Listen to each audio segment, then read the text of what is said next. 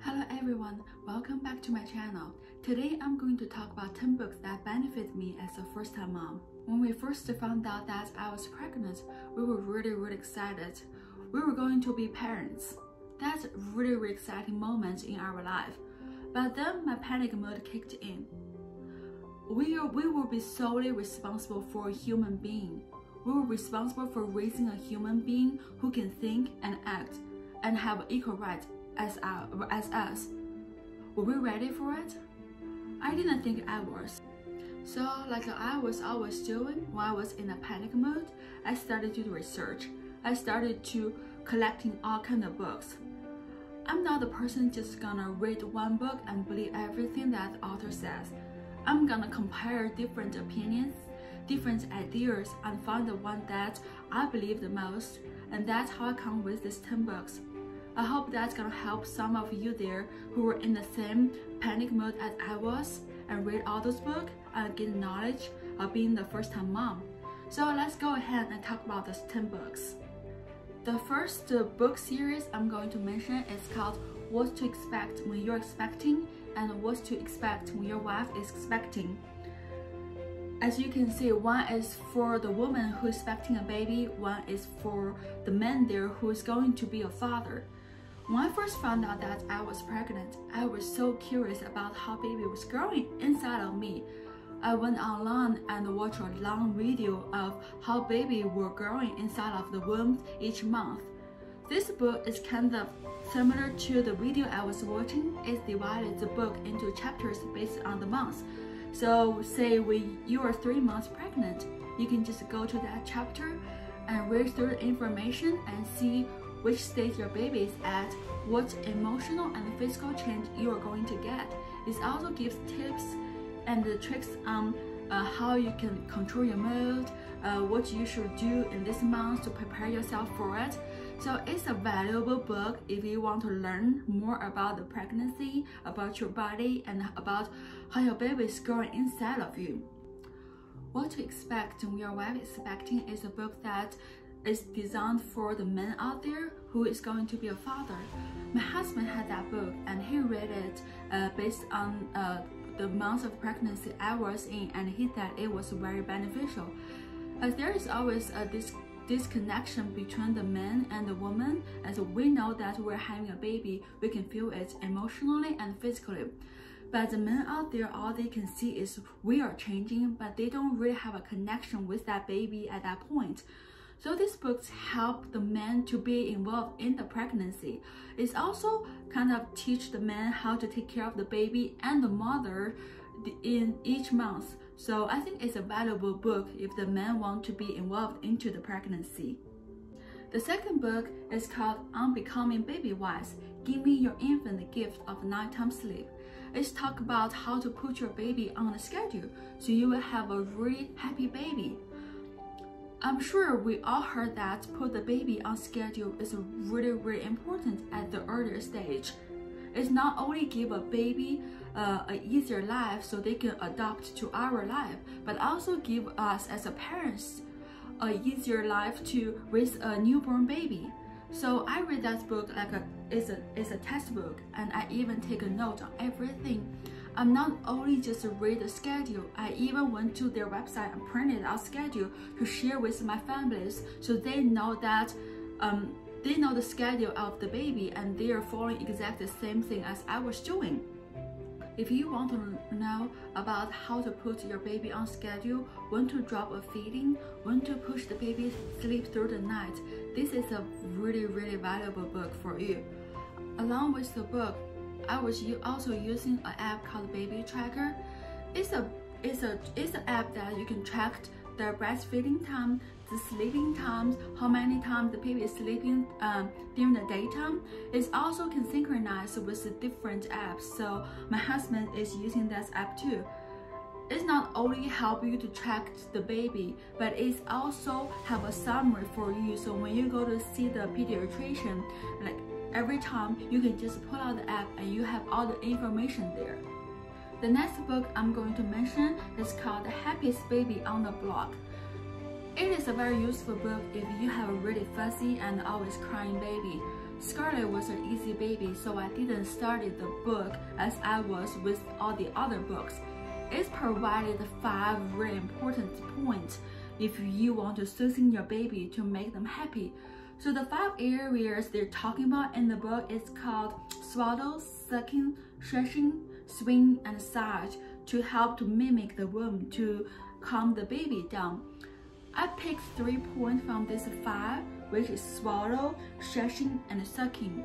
I learned how to swaddle Scarlett through this book. It actually teach you how to correctly swallow the baby. And also using the pacifier as a way to soothing Scarlett, as the book mentioned as sucking, because I learned that when the baby was born, they did not come with just know how to soothe themselves. It's a technique that they learn throughout their first 6 months. So I decided to let her use the pacifier instead of her finger, as in the future I can take the pacifier away from her, but I can't take her finger away from her to stop sucking. And then the next point I was using is called stretching. It's a very helpful technique to calm the baby, especially in the public area, that you don't want your babies crying to bother other people. So along with me stretching, I'm also download the app to help to create a white noise. So when we're in the restaurant, when she started to get fussy, I can just open the app, play the white noise, and she would just instantly calm down. I'll put all the information on the screen, so you can just go do your own research and see if that will help you too. The next 2 books I'm going to mention is based on the same knowledge.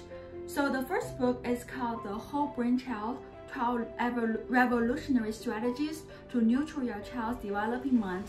The next book is The No Drama Discipline: The Whole Brain Way to Calm the Chaos and Nurture Your Child's Developing Mind. It's based on the knowledge of how the brain developed it to teach us how to cultivate a healthy emotional and intellectual development to train your child to have a balanced, meaningful, and connected life. Those 2 books are fascinating to me. I read them like several times, try to understand it.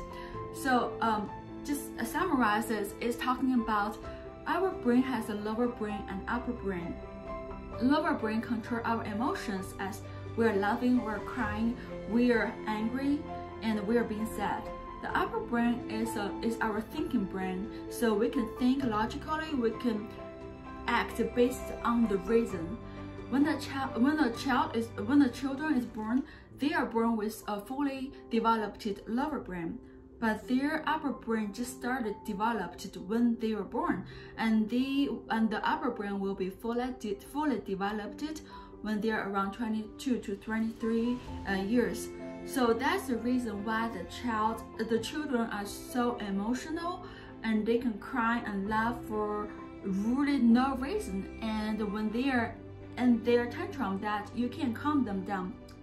It's because when they are facing a difficult situation, their emotion take over their brain. So their lower brain is hijack the whole brain and cut down the connection between the brain and then the upper brain. So their brain is not functioning on thinking. Their brain is fully functioning on emotion.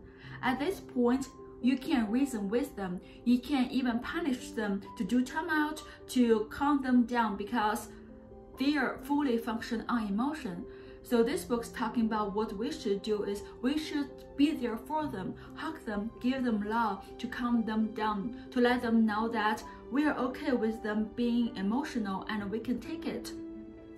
When we calm them down to calm the lower brain, so the lower brain stop hijacking the whole brain, that is when the upper brain started to connect with the brain, and then that's when we can reason with them to give them a reason, give them the logic of why what they were doing was wrong, how they should react.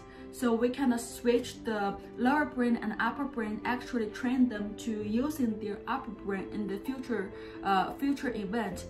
Those 2 books are very important books in my opinion, and I would highly recommend it if you want to raise an emotionally balanced adult in the future. The next several book is all from Right Parenting, RIE. It's the knowledge that I fully believed, and I respect everything they're talking about, how to raise respect for a child. I believe that different people have different opinions in childcare, and I don't believe that everybody gonna agree with just one opinion. So I would suggest you to do a research to find what you believe the most. Right parenting is the knowledge, is the information that I fully believed, and that's where I strived from to learn how to take care of my daughter. The first book I'm going to mention from Right Parenting is called Untitled Chapter, A Guide for Respectful Parenting by LANSBURY. I'm not only reading her book, I'm also following her on podcast to learn all kinds of different difficult situations we're facing as a parent. This book is a very short book, but it's full of knowledge. It's a very easy book to read, but you learn so much about how to raise your child as an infant stage. So I would highly recommend, if you want to start learning about right parenting, this will be the book. That's the book I started. So I would recommend you to get this book just to gain a little bit insight on right parenting. The next book is from the founder of RIE. It's written by the Guva. The book is called Dear Parents, Caring for Infants with Respect. It's a foundation of RIE for me, and it helped me to understand my baby and how to approach my baby. It's not only showing a way to treat a child as a whole person, respect, but also show a reason behind all of that to help us to connecting with our child in a healthy way. It's a very easy book to read, but it's full of information, and I would recommend you to get this book too if you want to learn more about right parenting.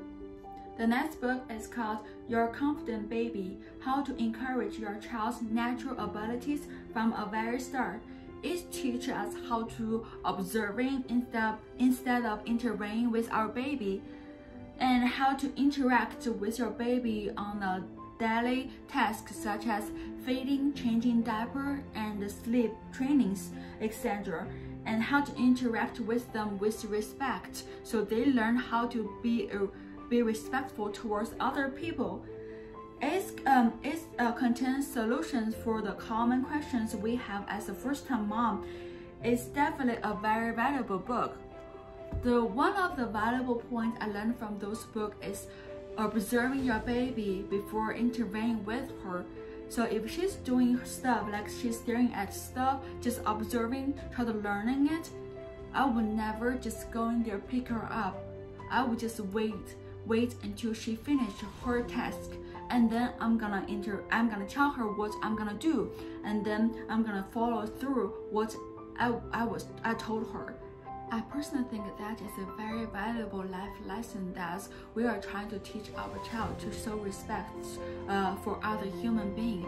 As if we are in their stage, we don't want people just to come in here to do whatever they need to do with us without telling us to prepare us for the next task.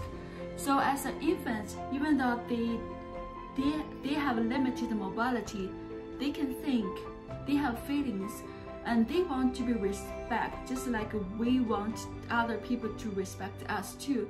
So I believe that reading those books and follow through what they provided information for us is really gonna help us to raise a very healthy, emotionally balanced and respectful child. The next book I'm going to mention is my textbook at this stage. It's called No Bad Kids, Toddler Discipline Without Shame. We all know that our infant will grow to be a terrible 2 stage, which is a terrible toddler stage. They will act tantrum, they will pushing boundary, they will causing all kinds of issues for their parents. But it's also a very important stage in their life. According to the book, that when the toddler is testing boundaries, doing the stuff that we will not allow them to do, it actually is their way to learn the society, to learn our lifestyle. They learn what they can do and with what they shouldn't be doing. I personally believe that not set up a boundary for a toddler actually make them less brave, as they are putting into a new environment that they are not familiar and they don't know what they should do, what they shouldn't be doing. When you put them into that stage, they actually scared. So setting a boundary is a very important stage for us as parents. They have a right to be upset when you tell them not to do stuff, and they were testing us again and again and again with the same boundaries. But in the end, they may cry, they may be upset, but in the end, they are actually happy that we care. The last book I'm going to mention is The Baby Whisperer Solving All Your Problems. I just recently got this book to deal with her sleep regressions, so I didn't really read this book thoroughly. I just pick what I need from this book. But I believe it's a valuable book. Just as the sleep training we're dealing with at this stage, I never see people talking about that a lot. They always talking about just put the baby in the crib, let them cry, and just close the door, walk away, and then later on you come in so they can cry to sleep. But this book's talking about pick it up and put down method, which is you stay there with the baby. When they're standing up, you pick them up and put them back to the crib to let them sleep, and then they were doing the same thing, and you just pick them up and put them down again until they fall asleep, until they learn how to sleep on their own. Personally speaking, I don't have the heart to let my baby cry for an hour, 2 hours as she did before. So this is a technique that I have been using on her to put her to sleep. Well, I'm facing other issues that we are trying to figure out how to deal with it, as we found out that she hates being confined in the space when she couldn't get to us when she needs. Just like we put the baby gate in the living room, when we are walking out of the baby gate and leave her there, she would cry non-stop. But when we walked back into the baby gate, she stopped and doing whatever she was doing, just like she didn't really need us, but she wants to making sure that when she needs us, she has access to us. So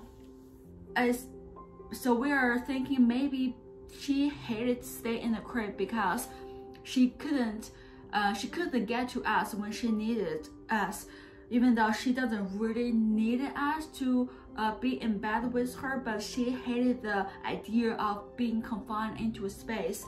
So we are thinking about changing her from a crib to a toddler bed. But this is a book that has some really useful techniques if you are facing some difficulty like we're facing at different stage. So I personally think it's valuable to read.